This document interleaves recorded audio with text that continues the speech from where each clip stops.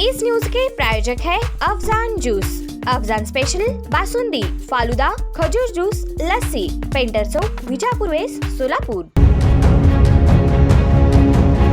सोलापूर शहरातील महात्मा गांधी प्राणी संग्रहालय या ठिकाणी सातत्याने मगर बाहेर पडल्या असल्याचे आपल्याला पाहावयास मिळत आहे। 2013 साली ही 7 मगरी बाहेर पडले होते, मात्र त्यातील काहीच मगरी पकडण्यात यश मिळाले होते। त्यानंतर पुन्हा 2021 मध्ये देखील अशाच पद्धतीने मगर बाहेर आढळून आली होती। त्याला रेस्क्यू करून पकडून वन विभागाच्या ताब्यात देण्यात आले होते। पुन्हा एकदा सोलापूरच्या याच प्राणी संग्रहालयाच्या बाहेर मगर आढळून आल्यानंतर खळबळ उडाली होती। सोनी नगर परिसरातील महात्मा गांधी प्राणी संग्रहालयाच्या बाहेर मगर आढळून आली। ही घटना गुरुवारी 3 एप्रिल रोजी रात्री 9:30 वाजता घडली। वन विभाग व प्राणी संग्रहालय प्रशासनाने संयुक्तपणे मोहीम राबवत मगरीला पकडले। गुरुवारी 3 एप्रिल रोजी रात्री सोनी नगर परिसरात काही युवक थांबले होते। त्यावेळी प्राणी संग्रहालयाच्या समोरील रस्त्यावर काहीतरी हालचाल दिसली। त्यांनी जवळ जाऊन व निरखून पाहिले असता ती मगर असल्याचे समजले। याची माहिती त्यांनी प्राणी संग्रहालय प्रशासनाला दिली। युवकांनी तात्काळ वन विभागाला देखील याबाबत सांगितले। काही वेळातच वन विभाग पथक आले आणि रात्री 10 ते 10:30 दरम्यान